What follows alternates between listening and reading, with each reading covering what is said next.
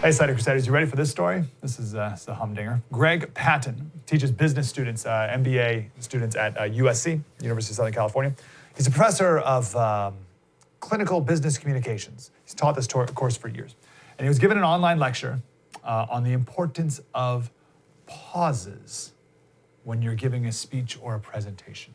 He said it's good to pause and let your audience absorb what you just said. Let people's brains catch up and think for a minute, right? So we talk about pauses and how they're good. And just when you're giving a speech, you just say something, pause, and then go on, as opposed to filling it, right? And he talked about how in English, we fill it with ums and uhs and ahs and all that stuff. He said, don't do that.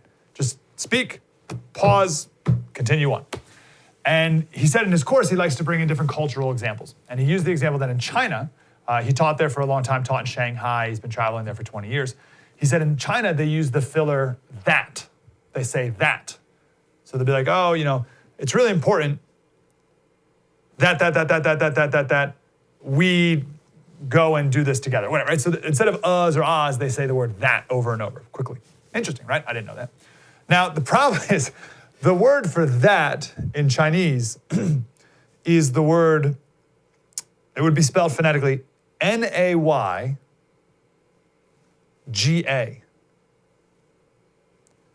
N-A-Y-G-A. So you can go ahead and say that out loud. He got fired. Now, I remember reading headlines a while back when this happened, and the headlines were, "Professor uses N-word in class."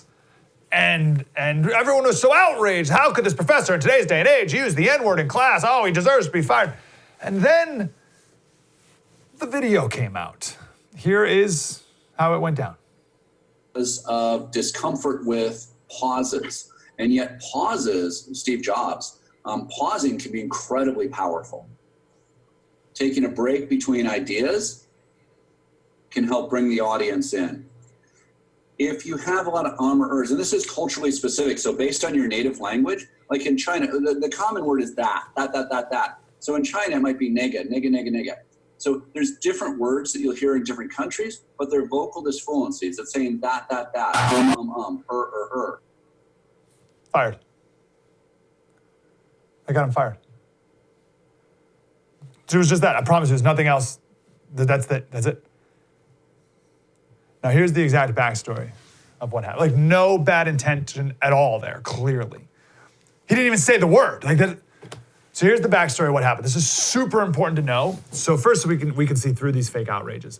The fact that it's a super small minority of people, like a tiny, tiny handful of people who we give way too much attention to. And I would never give these people any attention if this very small group of people did not have life-changing ramifications for people's livelihoods, right? If this was a handful of people who complained about this professor and then were told to pipe down by the administration, then it would be nothing. It wouldn't even be a story, and of course we wouldn't be wasting our time with it. But this guy got fired. Wow, that was deep and insightful. I want more of that. Like, subscribe, get more.